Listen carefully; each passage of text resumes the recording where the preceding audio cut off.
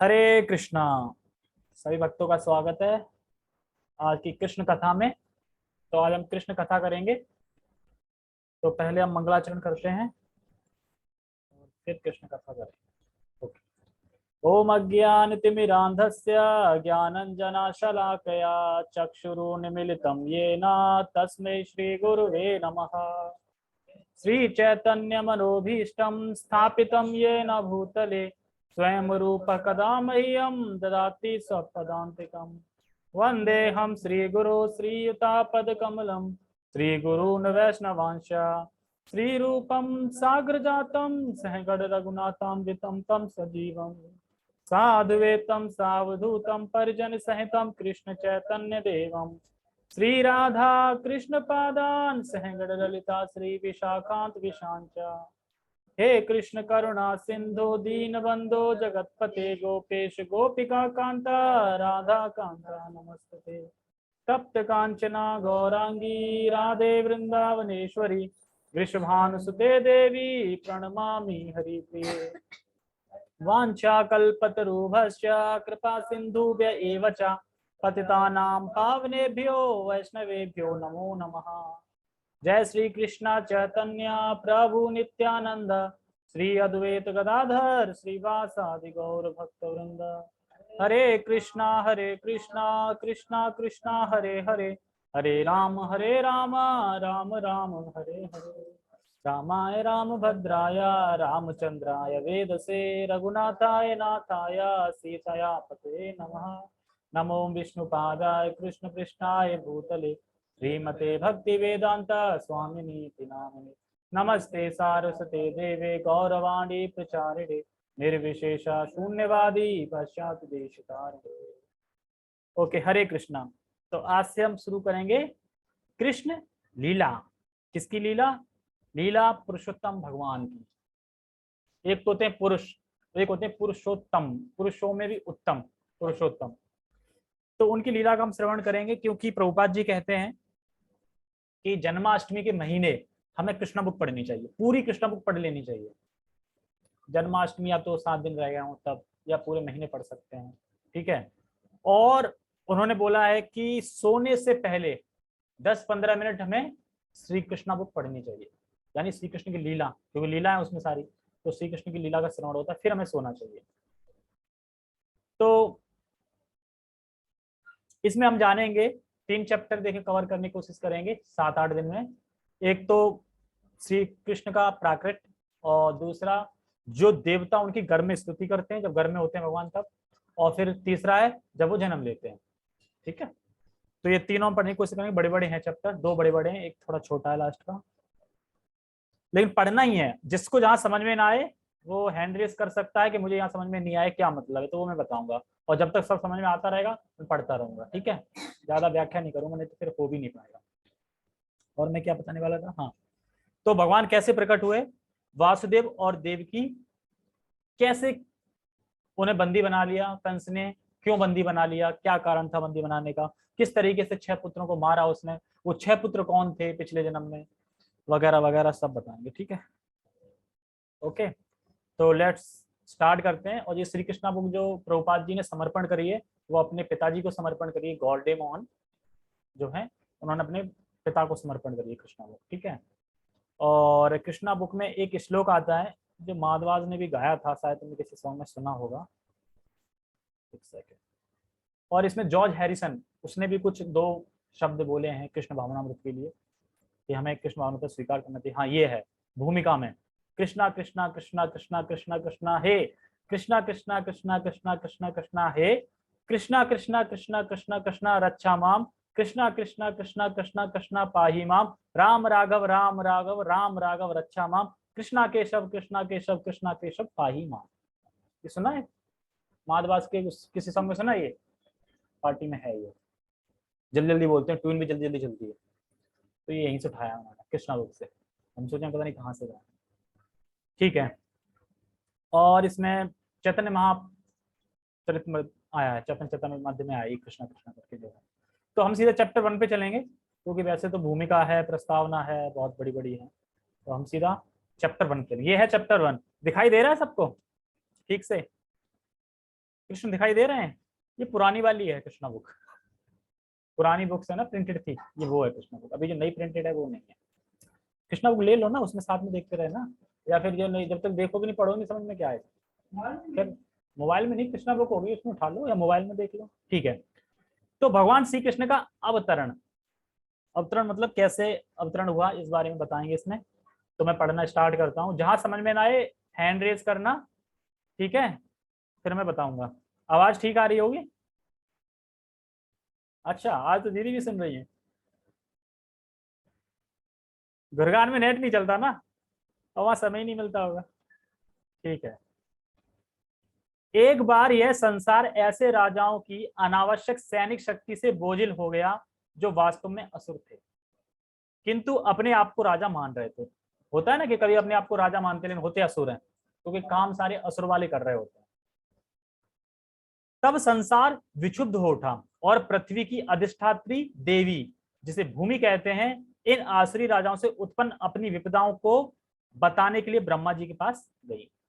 जब पृथ्वी पे ज्यादा पाप बढ़ जाता है तो पृथ्वी देवी फिर ना बाहर सहन नहीं कर पाती पृथ्वी का, तो फिर वो जाती हैं, कहाँ जाती हैं? ब्रह्मा जी के पास। भूमि ने फिर गाय का रूप धारण किया, गाय का रूप धारण किया और वह आंखों में आंसू भरकर ब्रह्मा के समक्ष प्रकट हुई। ब्रह्मा के समक्ष प्रकट हुई, वह शोकाकार्त थी और भगवान की करुणा जगाने के लिए रो रही थी। उसने पृथ्वी की विपदाग्रस्त स्थिति का वर्णन किया। इस वृतांत को सुनकर ब्रह्मा अत्यंत दुखित हुए। वे तुरंत क्षीर सागर के लिए चल पड़े, जहां भगवान विष्णु निवास करते हैं। तो भगवान विष्णु कहाँ निवास करते हैं? क्षीर सागर में भगवान विष्णु। और एक कर्णोदक्षाई जो कारण सागर है, वहां पे महाविष्णु शयन करते हैं, ठीक है। ये क्षीर सागर है। और एक गर्भ सागर है, उसमें गर्भोदक्षाई विष्णु करते हैं। 3 विष्णु है ना, तो 3 सागर है। इस वृतांत को इस वृतांत को सुनकर ब्रह्मा अत्यंत दुखित हुए। अब ब्रह्मा कह रहे, दुखी हुए बहुत सुन के कि अच्छा ऐसा ऐसा राक्षस आ गया, अपने आप को राजा समझ रहा है और मार काट कर रहा है, ब्राह्मणों को तंग कर रहा है। वे तुरंत क्षीर सागर के लिए चल पड़े, जहां भगवान विष्णु निवास करते हैं। ब्रह्मा जी के साथ शिवजी इत्यादि सारे देवता थे और भूमि भी उनके साथ बोली।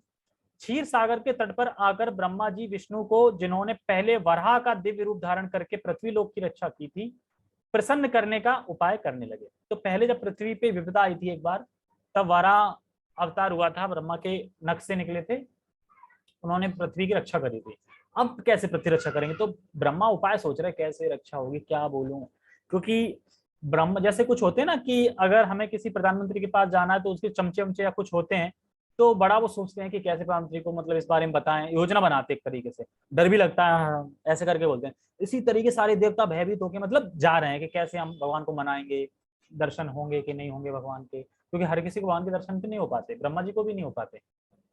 ज्यादा कुछ जरूरत है तो ब्रह्मा में भगवान प्रवेश करके ब्रह्मा के मुख से बोल देते हैं कि भगवान ये बोल रहे हैं, और भगवान आप दिखते ही नहीं किसी को, फिर ब्रह्मा लौट के आ जाते हैं। तो ब्रह्मा भी जब चाहे तब नहीं देख सकते भगवान को, लेकिन वृंदावन में एक पान वाला देख लेता है और ब्रह्मा जी नहीं देख पा रहे भगवान को। तो ये देखो कि वृंदावन कितना अचिंत्य है, ठीक है। तो वैदिक मंत्रों में पुरुष सूक्त नामक एक विशेष प्रकार की प्रार्थना है। सामान्य रूप से देवतागण इसी पुरुष सूक्त का उच्चारण करके श्री भगवान विष्णु को नमस्कार करते हैं, जहां यह ज्ञातव्य है कि जब भी किसी लोक में कोई उपद्रव होता है, उस लोक का अधिष्ठाता देव इस ब्रह्मांड के स्वामी ब्रह्मा के पास जा सकता है। इस ब्रह्मांड का जो अधिष्ठाता देवता है और कुछ विपदा आई है तो ब्रह्मा के पास जा सकते हैं। और ब्रह्मा जी भी परमेश्वर विष्णु के पास जा सकते हैं, किंतु वे वही प्रत्यक्ष दर्शन नहीं, अपितु क्षीर सागर के तट पर खड़े होकर उनका प्रत्यक्ष दर्शन कर सकते हैं। मतलब ऐसा नहीं कि वहीं पहुंच गए, क्षीर सागर में खड़े जाते कि भगवान दर्शन दो, फिर आएंगे, प्रकट हो गए, दिख गए तो ठीक है, नहीं हुए तो फिर नहीं हुए, इस तरीके से। इस ब्रह्मांड के अंतर्गत श्वेत द्वीप नामक एक लोक है जिसमें क्षीर सागर है। विविध वैदिक वांग्मय से ज्ञात होता है कि जिस प्रकार इस लोक में लवण सागर है, उसी प्रकार अन्य लोकों में भी अनेक प्रकार के तरल सागर हैं। तो इस जो ये अपना जो लोक है, इसमें एक लवण सागर है, लवण सागर। इसी तरीके से अन्य लोक हैं, उनमें भी है। ये क्या कर रही है? हाँ पृथ्वी लवण सागर है। उसी प्रकार अन्य लोकों में भी अनेक प्रकार के तल सागर हैं। कहीं क्षीर सागर है, तो कहीं तेल सागर, तो कहीं सुरा सागर तथा अन्य प्रकार के सागर हैं। पुरुष सूक्त ही वह आदर्श प्रार्थना स्तुति है जिसे देवतागण क्षीरोदकशाई श्री भगवान को प्रसन्न करने के लिए पढ़ते हैं। क्षीर सागर में शयन करने के कारण वे क्षीरोदकशाई विष्णु कहलाते हैं, क्योंकि वो क्षीरोदकशाई उसमें करते हैं शयन, इसलिए उनका नाम क्षीरोदकशाई विष्णु है। वे ही श्री भगवान हैं जिनसे इस ब्रह्मांड के समस्त अवतार प्रकट होते हैं। तो कैसे होते हैं? जो सबसे पहला है गर्भोद महाविष्णु, महाविष्णु से गर्भोदकशाई विष्णु, गर्भोदकशाई विष्णु से क्षीरोदकशाई विष्णु, क्षीरोदकशाई विष्णु से सारे प्रकट होते हैं अवतार, ये भी ठीक है। गर्भोदकशाई विष्णु से होते हैं प्रकट, ये भी ठीक है। और महाविष्णु से होते हैं, ये भी ठीक है। कृष्ण से हो रहे हैं, ये भी ठीक है। बलराम से हो रहे हैं, ये भी ठीक है। तत्व से कोई भेद नहीं है, तत्व एक ही तो सब कह सकते हैं। लेकिन अगर हम सोचें तो सारे जितने इसमें स्वयं कृष्ण को छोड़ के जितने अवतार होते हैं सब बलराम से होते हैं, क्योंकि प्रथम पूर्ण अंश कौन है? बलराम है। बलराम से आते हैं संकर्षण, संकर्षण से आते हैं फिर नारायण, नारायण से आते हैं फिर संकर्षण, और उन संकर्षण से फिर महाविष्णु, और महाविष्णु से फिर गर्भोदकशाई विष्णु, फिर गर्भोदकशाई विष्णु से सारे अवतार। तो एक्चुअली किससे आ रहे हैं? सारे बलराम से तो आ रहे हैं, क्योंकि बलराम के बाद ही विष्णु का चल रहा है ना सारा, बलराम से पहले तो था ही नहीं। तो हम ऐसे समझ सकते हैं। ठीक है, कहाँ पे थे? हाँ,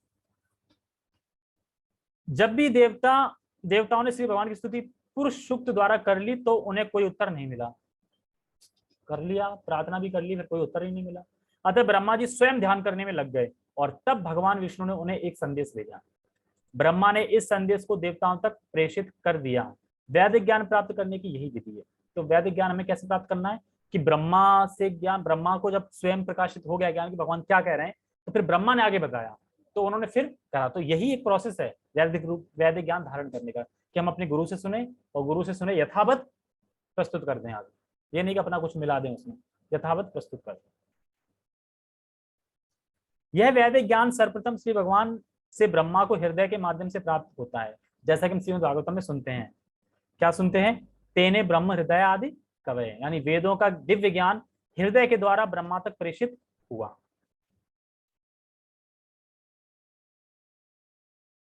उसी प्रकार यहाँ भी केवल ब्रह्मा ही भगवान विष्णु द्वारा प्रेषित संदेश को समझ पाए और उन्होंने तुरंत कार्रवाई के लिए देवताओं को प्रसारित कर दिया। यह संदेश इस प्रकार था। क्या संदेश था विष्णु का? भगवान शीघ्र ही अपनी परम शक्तियों सहित पृथ्वी पर प्रकट होंगे। परम शक्तियों सहित मतलब सारा अपना धाम लेके आएंगे एक तरीके से, मतलब सारे अपने पूर्ण अंश में आएंगे, मतलब ठीक है, प्रकट होंगे। तब तक वे पृथ्वी लोक में असुरों के संहार तथा भक्तों के संस्थापन का उद्देश्य पूरा करने के लिए रहेंगे। तब तक देवताओं को भी उनकी सहायता के लिए वहीं रहना होगा। उन्हें तुरंत उस यदुवंश में जन्म ग्रहण करना होगा जिसमें यथा समय श्री भगवान प्रकट होंगे। तो यदुवंश में आएंगे भगवान। तो कह रहे हैं कि देवता लोग आप पहले पहुंच जाओ, यदुवंश में पहले प्रकट हो जाओ, क्योंकि उनकी लीलाओं में सहायता करने के लिए, क्योंकि लीला अकेले तो करेंगे नहीं, तो सब देवता आएंगे, उनकी पत्नियां भी आएंगी, और फिर सारा लीलाएं फिर प्रस्तुत करेंगे। तो उन्हें तुरंत उस यदुवंश में जन्म ग्रहण करना होगा जिसमें यथासंभव भगवान से प्रकट होंगे। भगवान श्री कृष्ण स्वयं वासुदेव के पुत्र रूप में प्रकट होंगे। उनके प्रकट होने के पूर्व सारे देवताओं को अपनी अपनी पत्नियों सहित संसार भर के विभिन्न पवित्र परिवारों में भगवान को उनके कार्य में सहायता पहुंचाने के लिए प्रकट होना चाहिए। यहाँ पर तत्प्रियथार्थम शब्द अत्यंत उपयुक्त है, जिसका अर्थ है कि देवताओं को चाहिए कि भगवान को प्रसन्न करने के लिए इस पृथ्वी पर प्रकट हों। मतलब देवता इसलिए प्रकट होना कि हम भगवान को प्रसन्न कर पाए, क्योंकि ऐसा मौका बार बार नहीं मिलता। ब्रह्मा के एक दिन में स्वयं कृष्ण आते हैं, बाकी कृष्ण स्वयं नहीं आते, सिर्फ विष्णु आते हैं पृथ्वी में। दूसरे शब्दों में कोई भी जीव जो भगवान को प्रसन्न करने के लिए जीवित रहता है वह देवता है। वाह, कितनी बड़ी बात बोल रहे हैं प्रभुपाद जी। इस जीवन में, इस संसार में किसी ने जन्म दिया, अगर वह इसलिए जिंदा रहता है कि मैं कृष्ण की प्रसन्नता के लिए, प्रसन्न करने के लिए जीवित रहता है, तो वह देवता है। कहते ना देवता, तो देवता की गुण है उसमें, वो देवता माना जाएगा, असुर नहीं माना जाएगा। देवताओं को यह जानकारी भी दी गई कि भगवान कृष्ण के अवतार के पूर्व पृथ्वी पर भगवान कृष्ण का पूर्ण अंश अनंत प्रकट होगा। मतलब बलराम जी 7 दिन पहले होते हैं, 12/6, 12/7, हाँ 12 का ना, तो 12/6, 18, 7 दिन, हाँ 7 दिन पहले तो अनंत प्रकट होंगे। ये पूर्ण अंश है, कृष्ण के पूर्ण अंश बलराम, उसी से बारे आते हैं। कहते हैं ना एत चांस कला पुरुष कृष्णस्तु भगवान सुन। एत है, कुछ कला है, कुछ अंश है, लेकिन अंश से पूर्ण अंश है। इसलिए कृष्ण बलराम देखो साथ साथ चलते हैं, हर चीज बराबर ही है, मतलब कोई दिक्कत नहीं है। वो भी रासलीला करते हैं, ये भी रासलीला करते हैं, ये भी बांसुरी बजाते हैं, बलराम भी बांसुरी बजाते हैं वृंदावन में, तो कोई भेद नहीं है। पर यह है कि विस्तार प्रथम बलराम। हाँ, एक सेवक है, एक सेव्य है। तो बलराम जी तो सेवा ही करते हैं ना, लक्ष्मण के रूप में, बलराम के रूप में, और किसी भी रूप में देख लो, अनंत शेष के रूप में, बिस्तर के रूप में। हम ठाकुर जी भी सुलाते हैं ना रात को, तो बिस्तर कौन है? बलराम। बलराम ही तो बिस्तर है ना उनके, हर सागर में, क्षीर सागर में कौन है? फन शेष नाग है जो, वही इस तरह। तो जितनी भी सेवा है, वो सेवा जितनी भी हो, मतलब कृष्ण की अगर कोई भी सेवा कर रहा है तो हर चीज क्या बन जाती है? वो बलराम बन जाती है। तो इसलिए बता रहे हैं। ठीक है। प्रकट होगा और जो अपने लाखों फनों से ब्रह्मांडों को धारण किए हुए हैं। वाह, लाखों लाखों फनों से ब्रह्मांडों को धारण किए हुए हैं। तो ब्रह्मांड तो बहुत बड़ा है, एक ये तो लोक है खाली, पूरा ब्रह्मांड जो अनंत ब्रह्मांड निकलते हैं उसमें एक ब्रह्मांड। ठीक है, तो ब्रह्मांड को धारण किए हुए हैं। तो ब्रह्मांड बताते हैं कि इतना बड़ा है कि अगर हम उसकी चौड़ाई लंबाई नाचे ना, तो यानी कितने योजन, 43 लाख करोड़ योजन है कुछ। और एक योजन में यानी कितने करोड़, मतलब कितने वो लाख होते हैं कि कितने होते हैं किलोमीटर होते हैं, मील्स। तो ऐसे करके करोगे तो बहुत ज्यादा वो है। आई थिंक मैंने लिखा है, एक सेकंड,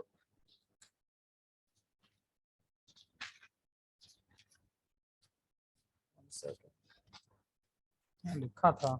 हाँ,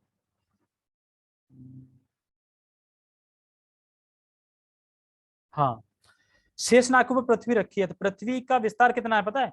50 करोड़ योजन।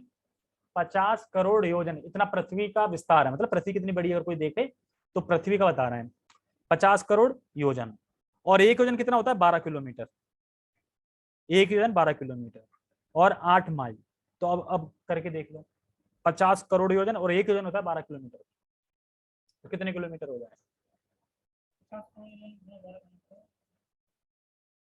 अब तो वो करोड़ में आएगा ना, करोड़ में आ रहा है ना। तो इतना विस्तार है। और वो शेषनाग के फन पे कैसे रखी है? जैसे सरसों का दाना है। तो शेषनाग कितने बड़े होंगे फिर, है ना? भगवान कितने बड़े होंगे जो लेटे होंगे उस पर, सोच के देखो ना। हमें लगता है ना टीवी में देखते हैं भगवान तो इतने बड़े होंगे, भगवान है कितने बड़े ये देखो ना, कि जब शेषनाग के फन पे वो ब्रह्मांड रखा है सरसों की तरह। तो ये समझना चाहिए। ठीक है, ओके, कहाँ पे थे हम? हाँ, उन्हें यह भी सूचित किया गया कि विष्णु की बहिरंगा शक्ति माया भी, जिससे समस्त बद्धजीव आकर्षित होते हैं, परमेश्वर के आदेश के अंतर्गत उनकी प्रयोजन सिद्धि के लिए प्रकट होंगी। तो जो बहिरंगा शक्ति माया है वो भी होंगी। एक्चुअली बहिरंगा शक्ति माया है, वो प्रकट होंगी। और योग माया, मतलब भगवान के लिए तो योग माया है, वो योग माया की तरह कार्य करती है। और हमारे लिए बहिरंगा शक्ति है, बहिरंग शक्ति की तरह कार्य करती है। समस्त देवताओं तथा भूमि को भी मधुर वचनों से आदेश तथा सांत्वना देने के पश्चात समस्त प्रजापतियों के पिता ब्रह्मा जी अपने धाम सर्वोच्च लोक ब्रह्मलोक को चले गए।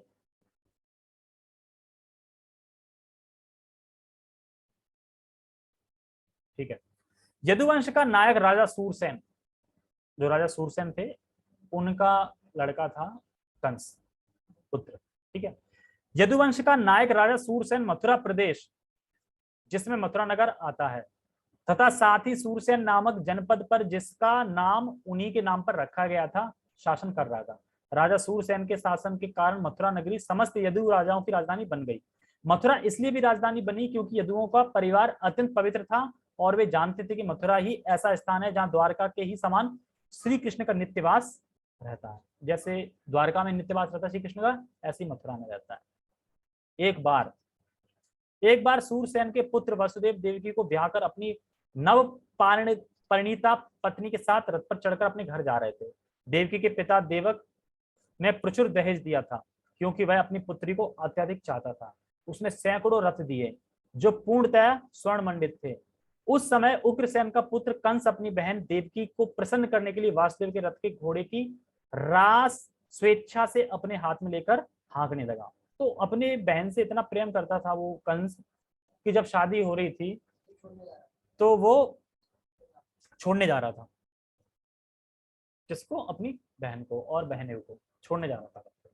तो वैदिक सभ्यता की प्रथा अनुसार जब कन्या का ब्याह होता है तो उसका भाई अपनी बहन तथा अपने बहनोई को उनके घर तक ले जाता है।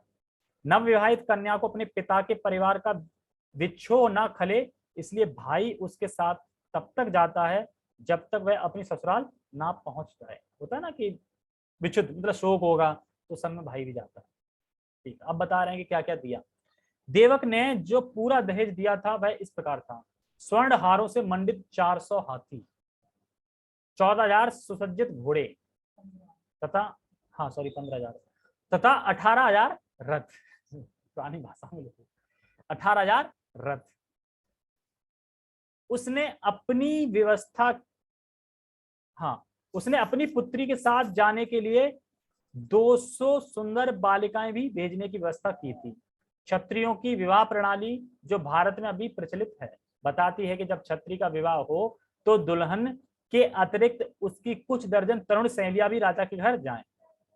दुल्हन तो जाएगी जाएगी, कुछ दर्जन सहेलियां भी जाएंगी, इसलिए सेवा करने के लिए, दासी के रूप। ठीक है, तो रानी की जो अनुचरियां दासी कहलाती हैं, किंतु वास्तव में वे रानी की सहेलियों की तरह कार्य करते हैं। यह प्रथा अनादिकाल से प्रचलित है और कम से कम 5,000 वर्ष पूर्व भगवान कृष्ण के अवतार के भी पहले से खोजी जा सकती है। मतलब बहुत पुरानी है ये, पहले भी थी, पहले भी चलती आ रही थी। लोग बहुत सारा देते थे दहेज।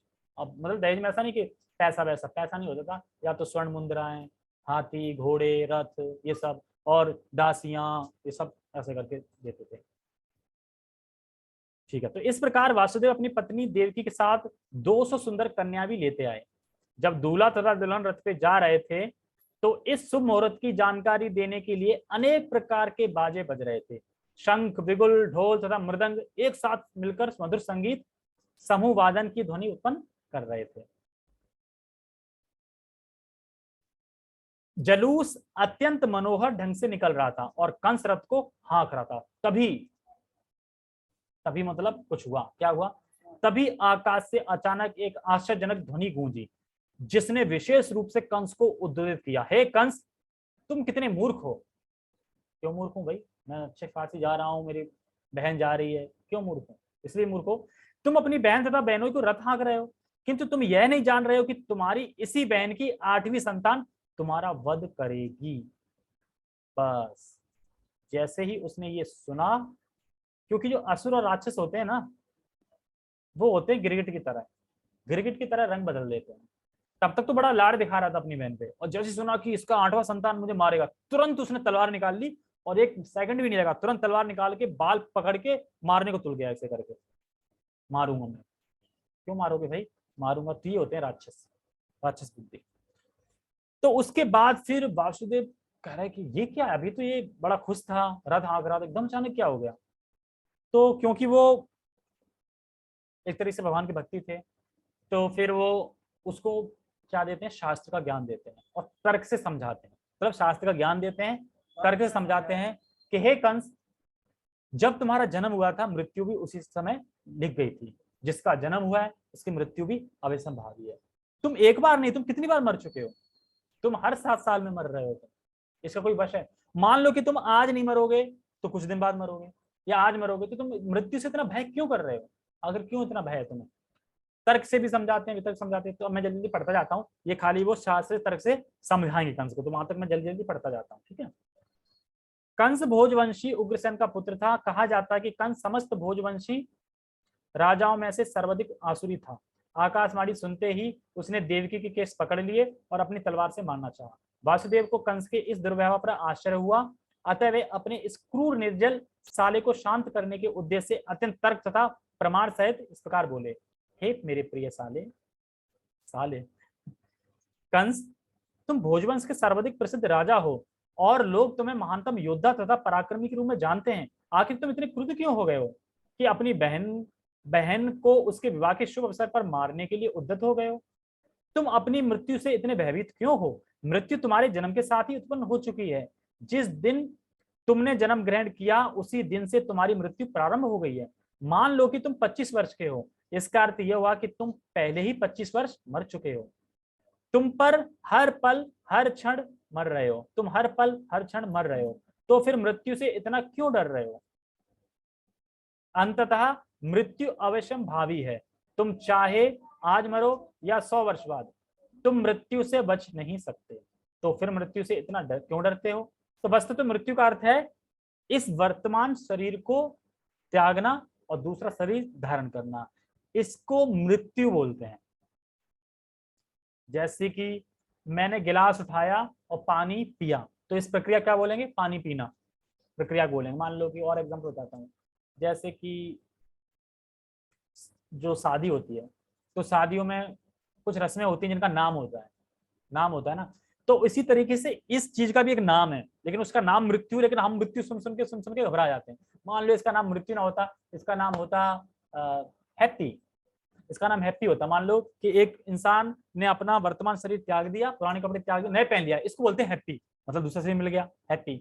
लेकिन इसका नाम मृत्यु है, तो हम सोचते मृत्यु मृत्यु नाम दिया गया, लेकिन है तो एक प्रोसेस ही ना। हर चीज हम कर रहे हैं तो कुछ ना कुछ नाम होते हैं। ऐसे ये नाम है कि अपना शरीर पुराना हो गया, अब बदल लिया हमने, बस। ये है कि बाकी सब चीजों में थोड़ा कम कष्ट होता है, जिसमें ज्यादा कष्ट होता है ना शरीर बदलने में, लेकिन शरीर तो बदल ही रहे हैं। तो ये सब बता रहे हैं। तुम चाहे आज मरो या 100 वर्ष बाद, तुम मृत्यु से बच नहीं सकते। तो फिर मृत्यु से इतना क्यों डरते हो? वस्तुतः मृत्यु का अर्थ है इस वर्तमान शरीर का विनाश। जैसे ही यह वर्तमान शरीर कार्य करना बंद कर देता है और भौतिक प्रकृति के पंच तत्व में मिल जाता है, तो शरीर के भीतर की आत्मा शरीर के वर्तमान कर्मों तथा उनके फल के अनुसार दूसरा शरीर ग्रहण करता है। यह मनुष्य के सड़क पर चलने के समान है। मनुष्य अपना पांव आगे बढ़ाता है और जो ही उसे विश्वास हो जाता है कि उसका पांव ठोस भूमि पर पड़ा है, तो वह दूसरा पांव उठाता है। जैसे होता है ना कि अपन चलते हैं, मिट्टी में पांव रखा सही है, तो दूसरा पांव तुरंत उठा लेते हैं आगे रखने के लिए। वैसे इसी प्रकार यह शरीर भी एक के बाद दूसरे शरीर में बदलता रहता है। जगत गुरु शील प्रभुपाद की जय। इसमें कुछ फोटो हैं, तो ये फोटो को देखोगे तो अच्छा लगेगा, तो छोटे करके दिखाता हूँ। दिख रहा है सीख? ये है कृष्ण कृपा मूर्ति श्री श्रीमद एसी भक्ति वेदांत स्वामी शील प्रभुपाद, अंतरराष्ट्रीय कृष्ण भावनामृत संघ के संस्थापकाचार्य एवं संपूर्ण विश्व में वैदिक ज्ञान के अद्वितीय प्रचारक। और किसी ने पाश्चात्य देशों में प्रचार नहीं किया। तो जब कृष्ण का जन्म हो जाएगा तो वासुदेव जाएंगे यमुना पार करके गोकुल में छोड़ के जाएंगे, और जो शेषनाग है वो उनकी सैया बन जाएंगे ताकि बारिश न जाए उनके अंदर। ठीक है। जिस प्रकार हिंद महासागर ने भगवान राम को सेतु बांधने के लिए रास्ता दिया था, उसी प्रकार तूफान से भरी हुई यमुना नदी ने वासुदेव जी को उस पार जाने के लिए रास्ता दिया। अब जब बड़े हो गए, कृष्ण आ गए, तो फिर कौन आ गया? राक्षस। कौन था ये राक्षस? तृणासुर था। कौन सा ये राक्षस था? तृणावत। तृणावत राक्षस आ गया, जो घूमता ना आंधी की तरह ऊपर ले जाता है कृष्ण को, वो आ गया। तो एक समय यौगिक शक्ति वाला तृणावत नामक दानव एक तूफान के रूप में वृंदावन आया और भगवान श्री कृष्ण को मारने हेतु ऊपर आकाश में ले गया। भगवान श्री कृष्ण ने अपने आप को इतना भारी कर दिया कि वह दानव नीचे गिर के उसकी मृत्यु हो गई। वेट इतना बढ़ा दिया। ये भगवान का वो उत्सव मनाया जा रहा है, जब भगवान प्रकट हुए थे, तो जात संस्कार बोलते हैं वो। तो भगवान श्री कृष्ण के प्रथम जन्मदिन पर श्रीमती यशोदा और नंद महाराज ने पुनः उत्सव किया। भारतवर्ष में आज भी हर वर्ष जन्माष्टमी दिन यह उत्सव मनाया जाता है, तो जन्माष्टमी उत्सव मना रहे हैं। अब बड़े हो गए, और तो बड़े होकर क्या करते हैं? माखन चोरी। और माखन चोरी करें, और बलराम वैसे कैसे चिपक गए ऐसे करके। जब मैया आती है डंडा लेके, तो बलराम तो ऐसे चिपक गए कि है ही नहीं, ऐसा फोटो में देख सकते हैं, और बंदर को खिला रहे हैं। एक बार माता यशोदा जी ने कृष्ण तथा बलराम को माखन की चोरी करते पकड़ लिया। कृष्ण ओखली को उलटकर उस पर खड़े थे और बंदरों को माखन बांट रहे थे। बलराम एक खंबे के पीछे खड़े थे। फोन में चालू कर लो ना, फोटो दिख जाएगी नहीं तो। हाँ, फिर और बड़े हो गए तो फिर एक वो होता है ना, बुगला नाम का कौन सा होता राक्षस, जिसको चेंच होती इतनी बड़ी, उसका उद्धार करते हैं। कैसे करते हैं? जिस तरह एक बालक सरलता से घास के तिनके को चीर देता है, उसी तरह भगवान श्री कृष्ण ने अपने मित्रों के समक्ष बुगले के रूप में आए एक बकासुर राक्षस को अपनी उसकी चोंच पकड़कर चीर दिया।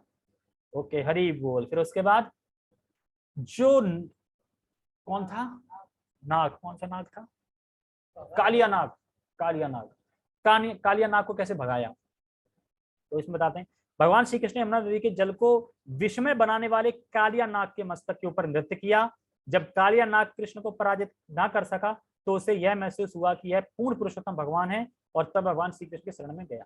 इसे हम बताते हैं, एक लेक्चर में बता रहे थे कि जब कालिया नाग ने भगवान को चारों तरफ से ऐसे कस दिया था, तो भगवान कुछ कर ही नहीं रहे थे, चुपचाप बैठे थे। खाना कह रहे यार ये क्या है, ये तो कुछ कर ही नहीं रहा है। अब कृष्ण इसलिए नहीं कर रहे थे कि कोई था नहीं। एक्चुअली हम अपना पराक्रम कहाँ दिखाना चाहते हैं, जब कोई सामने वाला देखने वाला हो। अकेले क्या, अब जंगल में मोर नाचा किसने देखा, अब कोई देखने वाला तो होना चाहिए, अब कोई है ही नहीं। तो उसके बाद जब थोड़ा ग्वाल वाल देख लेते हैं, अरे कृष्ण को वो काले नाग ने पकड़ लिया है, जकड़ लिया है, तो वो फिर जाते हैं खबर पहुंचाते हैं यशोदा पे। ठीक है, तो फिर जब लोग आते हैं, तो लोग तो आ जाते हैं, लेकिन तब भी कृष्ण कुछ कर नहीं रहे थे, मतलब ज्यादा कहते यार मैम तो आया नहीं ना, जिसको बुलाना था। किसको बुला रहे थे, राधा रानी को, गोपियों को, इनको दिखाना था ना। जब राधा रानी आती है तब वो लड़ना शुरू करते हैं, तब लड़ना शुरू करते हैं, फिर नृत्य करते हैं फनों के ऊपर, ये वही है। ठीक है, आगे फिर क्या हुआ, फिर कृष्ण जब मिट्टी खा रहे थे, तो फिर यशोदा को ब्रह्मांड दिखाया अपने मुख में, तो ये वो है। कितने प्यारे प्यारे फोटो है ना, प्रभुपाद जी ने कितने प्यारे प्यारे फोटो बनवाए श्री कृष्ण। कृष्ण ने मिट्टी खाई के नहीं, यह जानने के लिए जब माता यशोदा जी ने कृष्ण के मुख में देखा, तो उनको मुख में समस्त ब्रह्मांडों के दर्शन हुए। समस्त ब्रह्मांड भगवान से ही प्रकट होते हैं और उन्हीं में समाये हुए हैं। इसके बाद फिर एक धेनुका नाम का असुर था, उसको मारा पछाड़ पछाड़ के। कृष्ण तथा बलराम धेनुकासुर के मित्रों की पिछली टांगे पकड़कर चारों ओर घुमा देते, जैसा है कि खेल खेलते थे ऐसे करके, और इस प्रकार उन्होंने सबको वृक्षों के ऊपर फेंक दिया और उनका वध कर दिया। वृक्षों के ऊपर एक यहाँ पड़ा, मतलब पूरे वृक्ष में वो लट गए धेनुकासुर। तो कैसे लग रहा होंगे ना, मतलब बड़े बड़े फल लटके ऐसे करके, इस तरीके से लटके हुए थे। ओके, अब ये देखो, इसमें भगवान श्री कृष्ण बड़ा लाड़ दिखा रहे हैं अपनी फैमिली को। तो बता रहे कैसे, जिस प्रकार एक सामान्य मनुष्य अपनी पत्नी और बच्चों से प्रेम करता है, उसी प्रकार नारद जी ने द्वारिका में भगवान श्री कृष्ण को अपने परिवार को इसने करते हुए देखा।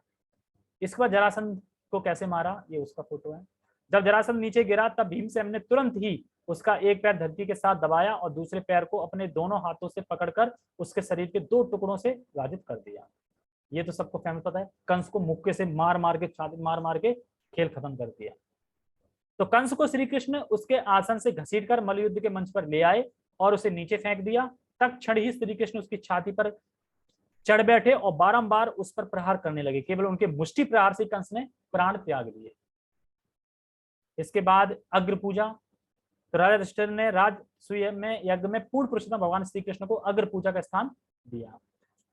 ये क्या नाम है उनका, सुदामा, जो उनके मित्र थे, जब उनके घर आए तो उनके पैर धोए, ये हुआ है।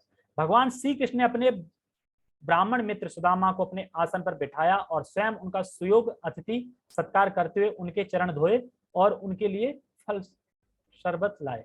एक बार जब नारद जी आए श्री कृष्ण के पास, तो नारद से कहते हैं, अरे नारद जी आप आयो भाग, कुछ बताइए, हम तो ग्रस्त हैं, चारों खाने प्रस्त हैं, हम तो कुछ नहीं जानते, हम तो माया में बंधे हुए हैं, आप कुछ बताइए।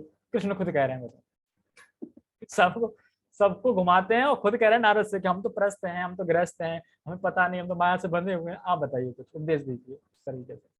ठीक है, तो भगवान श्री कृष्ण अपने ब्राह्मण मित्र सुदामा ने पढ़ लिया। ठीक है, इसके बाद वर्टिकल में है, जब कृष्ण नहाते हैं, तो इसमें बता रहे हैं, भगवान श्री कृष्ण के सारे जलाशय मधुर स्वरों से गूंजते हुए हंस, सारस इत्यादि से लेश थे, और वहां भगवान श्री कृष्ण अपनी रानियों के साथ जल क्रीड़ाओं का आनंद ले रहे थे।